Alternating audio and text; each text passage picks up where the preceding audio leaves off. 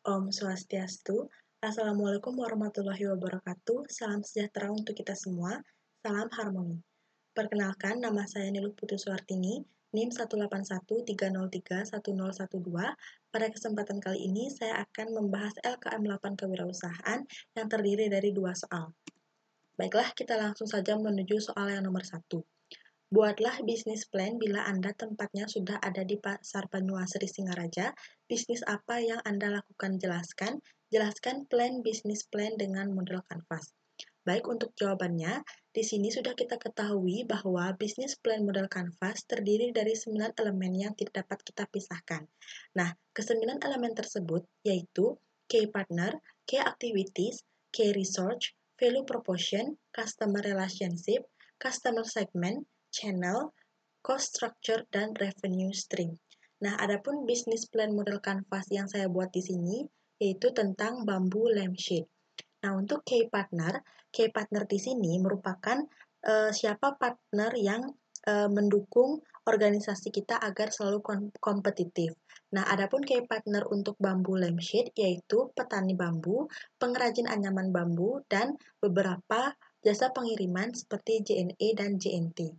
Kemudian untuk key activities di sini adalah aktivitas atau kunci dari usaha yang kita jalankan. Adapun key activities untuk bambu lampshade yaitu website dan sosial media untuk melakukan promosi dan pemasaran serta produksinya. Kemudian yang ketiga ada key resource. Key resource di sini adalah apa saja sumber daya yang harus dimiliki oleh perusahaan agar dapat kompetitif. Nah, untuk key resource dari bambu lampshade ini terdiri dari 3, yaitu human, yang terdiri dari pemilik dan karyawan, kemudian financial, yaitu modal awal sebesar 2 juta rupiah, dan tools yang merupakan peralatan untuk membuat anyaman. Kemudian yang keempat ada value proposition. Value proposition ini adalah solusi apa yang Anda tawarkan ke konsumen Anda. Yang mana value proposition untuk bambu lampshade yaitu merupakan perlengkapan sekaligus dekorasi yang menutupi bola lampu yang berfungsi meredakan cahaya dari lampu tersebut. Bambu lampshade biasanya berbentuk kerucut atau silinder yang dapat ditemukan di lantai, meja, ataupun lampu gantung. Selanjutnya ada customer relationship. Customer relationship ini merupakan bagaimana cara kita untuk berinteraksi dan menjaga loyalitas kepada konsumen. Adapun untuk menjaga hal tersebut, bambu lampshade memberikan potongan harga 25% untuk 50 orang pembeli pertama yang datang langsung ke toko. Selanjutnya ada channel. Channel merupakan bagaimana cara agar value atau solusi masalah bisa sampai ke tangan konsumen. Nah, adapun di sini dapat dengan 2 cara. Yang pertama direct, yaitu datang langsung ke toko, dan awareness, yaitu melalui media sosial. Selanjutnya ada customer segment. Customer segment ini merupakan siapa pelanggan dari produk kita. Nah, adapun di sini saya menggunakan 2 prioritas. Yang pertama yaitu kafe, villa, dan hotel, dan yang kedua yaitu semua kalangan usia, baik remaja, anak-anak, maupun orang tua atau dewasa. Selanjutnya ada cost structure. Cost structure adalah apa saja faktor-faktor yang membentuk biaya yang harus dikeluarkan. Nah, adapun biaya di sini ada 2, yaitu fixed cost yang merupakan biaya marketing dan variable cost yang merupakan biaya produksi. Dan selanjutnya yang terakhir ada revenue stream.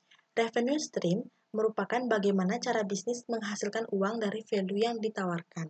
Nah, adapun caranya yaitu melalui asset sale berupa penjualan produk bambu lampshade.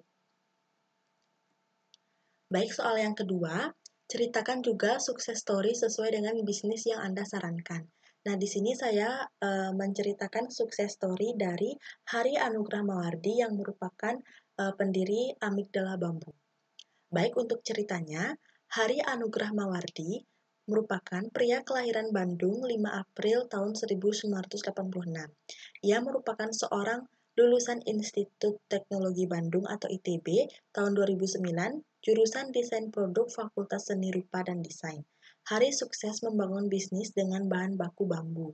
Usaha yang digeluti Hari awalnya berasal dari penelitian di kampusnya. Saat itu, ia sering melakukan penelitian untuk mengembangkan desain kerajinan bambu di wilayah Jawa Barat. Tapi penelitian tersebut tidak membuatnya puas, sebab hasil akhir dari penelitiannya hanya sebatas menjadi paper dan prototipe. Berawal dari keterlibatan penelitian itulah, Hari melihat besarnya potensi pengrajin bambu Indonesia untuk menghasilkan produk yang dapat bersaing di pasar global. Usaha yang digeluti Hari bertujuan menjadi jembatan antara pasar modern saat ini dengan para pengrajin Indonesia, agar produk kerajinan Indonesia menjadi tuan rumah di negeri sendiri dan idola di negeri lain. Dengan keahlian di bidang desain yang dimilikinya, Hari meracik dan mengembangkan bisnis kerajinan bambu di akhir tahun 2013. Hingga akhirnya pada awal tahun 2014, usahanya berdiri dan diberi nama Amigdala Bambu. Bisnis bambu ini dipilih karena dapat menerapkan human-centered design secara nyata untuk konsumen dan produsen. Saat membangun usaha Amigdala Bambu, Hari hanya mengeluarkan modal sebesar 1 juta. Modal tersebut adalah uang pribadinya yang memang dialokasikan untuk Amigdala Bambu. Hari kemudian mencoba membuat desain-desain baru dari bahan baku bambu yang relatif murah dan persediaannya cukup banyak.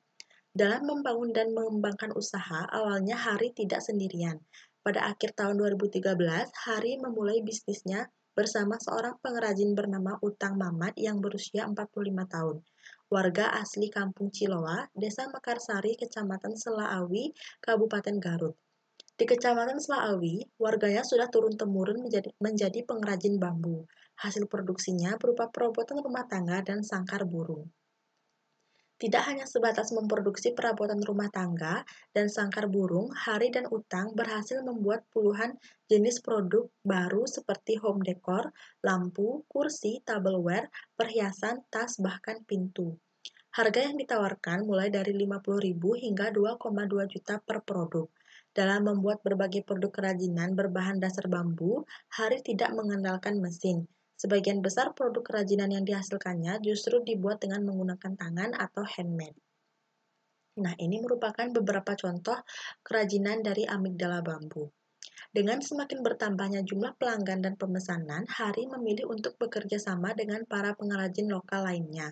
Sistem kerja yang digunakan adalah dengan pola kemitraan. Saat ini tercatat ada 5 hingga 7 pengrajin yang bekerja sama dengan Hari. Namun jumlah tersebut dirasa belum mencukupi karena permintaan terus mengalami peningkatan dengan desain dan kualitas yang berbeda. Berbagai promosi penjualan dilakukan oleh Hari sejak usaha ini dimulai awal tahun 2014, seperti melalui media coverage yang cukup gencar melalui sosial media, koran, majalah, TV, dan radio. Penjualan Amigdala dilakukan melalui online dengan menjual langsung via Instagram dan situs penjualan kolektif yang saat ini bekerja sama dengan furnishlab.com. Strategi khusus yang dijalani Amigdala adalah konsisten menempatkan diri sebagai yang terdepan untuk produk bambu modern. Hal ini diupayakan dengan mengikuti beberapa kompetisi untuk meningkatkan nilai competitiveness dari brand ini. Selain itu, Amigdala menerapkan sistem crowdsourcing terhadap pengrajin yang menjadi ujung tombak Amigdala. Ini artinya SDM atau sumber daya manusia Amigdala didapatkan dari masyarakat luas. Amigdala membangun jejaring dengan pengrajin bambu di Garut, Tasikmalaya, Sumedang, Lembang, Banten, dan Bandung. Jejaring ini dibangun untuk memutarkan dan membagi produksi Amigdala sesuai dengan jenis produk dan jenis keahlian pengrajin agar pemakmuran pengrajin menjadi merata dan tepat guna. Strategi bisnis lain yang dijalankan Amigdala adalah rutin mengikuti pameran berskala internasional seperti Trade Expo, Craftfina, IFEX, dan Inacraft. Saat ini, Amigdala pun sedang mencoba menjajaki kemungkinan penjualan offline dengan sistem stok di toko fisik. Tetapi menurut Hari, dibutuhkan modal untuk stok dan distribusi rutin ke toko tersebut. Terakhir, strategi bisnis yang dilakukan Amigdala adalah mencoba mengeluarkan dana tambahan setiap bulan sekitar 500.000 dalam bentuk produk untuk melakukan endorsing kepada beberapa public figure seperti ilustrator Rukmunal Hakim, komikus Tita Larasati, researcher Belanda Jessica Mills, hingga hijab desainer Jenna Harald. Tidak hanya sukses di dalam negeri, penjualan produk amigdala bambu juga sudah menyasar ke mancanegara. Sejak tahun 2015, produk amigdala bambu sudah berhasil menembus pasar Singapura, Jepang, hingga Australia. Hari optimis peluang bisnis produk bambu bakal terus meningkat. Hal ini karena masih sedikit pengusaha yang bermain dengan material bambu karena proses produksinya yang membutuhkan treatment khusus. Baik, demikian yang dapat saya sampaikan mengenai LKM 8. Mohon maaf apabila masih terdapat banyak kesalahan kata. Akhirnya saya ucapkan terima kasih. Om Santi Santi Santi Om. Wassalamualaikum warahmatullahi wabarakatuh. Salam sejahtera untuk kita semua dan salam harmoni.